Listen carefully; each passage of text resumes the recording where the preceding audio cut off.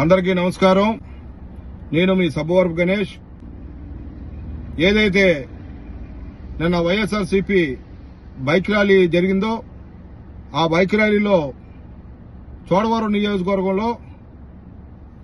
వాపు చూసుకొని బలుపనుకుంటూ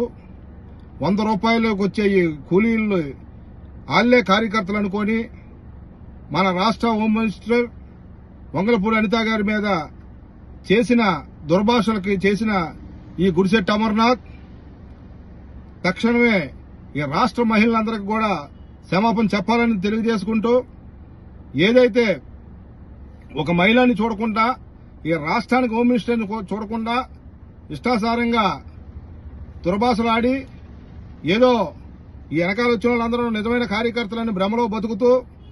ఏదేదో పెద్ద పెద్ద మాట్లాడాడో ఈ గుడిశెట్టి అమర్నాథ్. ఏమయ్యా అమర్నాథ్, అనకాపల్లి నియోజకవర్గంలో పోటీ చేయలేక భయపడి పారిపోయి నువ్వు కూడా ఈ రోజు హోమ్ మినిస్టర్ గారి మీద మాట్లాడే సాహసం ధైర్యం చేస్తున్నావు అంటే నీకెంత ఒళ్ళు బలిపిందో ఈ రోజు మాకు రాష్ట్ర ప్రజలకు కానీ అనకాపల్లి జిల్లా ప్రజలందరికీ కూడా తెలుసు. ఎప్పుడైనా సరే నువ్వేదైనా మాట్లాడుకోవాలనుకుంటే అభివృద్ధి మీద మాట్లాడడం చేతకాక ఈ రోజు వ్యక్తిగత దూషణలు చేస్తూ ఒక మహిళని చూడకుండా ఇంత అమానుషంగా మాట్లాడి ఈ రోజు ఈ రాష్ట్ర మహిళలందరూ కూడా ఈ రోజు సిగ్గుపడే విధంగా ఏదైతే గడిచిన 5 సంవత్సరాలు కూడా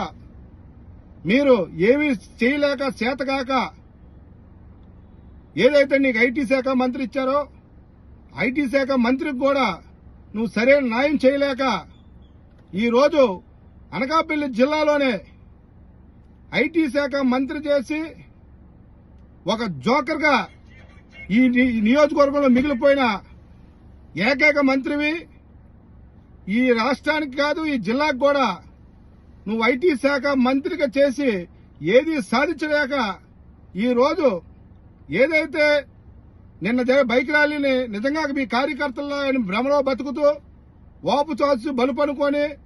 ఈ రోజు నువ్వు ఇంతలాగా మాట్లాడుతున్నావు అంటే నిజంగా నీకు మహిళల మీద ఎంత చిత్తశుద్ధి ఉందో ఈ రాష్ట్ర మహిళలందరూ కూడా గమనించాలని తెలియజేసుకుంటూ, ఈ రోజు ఏదైతే నువ్వు ఇలా పిచ్చి పిచ్చి కోతలు కూస్తున్నావో నీకు గుడ్డు పగిలిపోయిన రోజు దగ్గర పడిపోయిందని తెలియజేసుకుంటున్నాం. ఎందుకంటే ఏదైతే 2024లో నీకు ఏ విధంగా అయితే నీ గుడ్డు పగిలిపోయిందో అదే గుడ్డు నడి రోడ్డు మీద పాల్గొడతామని చెప్పి ఈ గుడిశెట్టి అమర్నాథ్కి హెచ్చరిక జారీ చేస్తున్నామని తెలియజేసుకుంటూ, ఈ రాష్ట్ర మహిళలందరూ కూడా ఏదైతే ఒక మహిళ మీద దుర్భాషలాడి ఇంత నీచమైన పదజాలాలు వాడినందుకు ఈ గుడిశెట్టి అమర్నాథ్కి సరైన గుణపాఠం చెప్పాలని తెలియజేసుకుంటూ సెలవు తీసుకుంటూ మీ సబ్బవరపు గణేష్.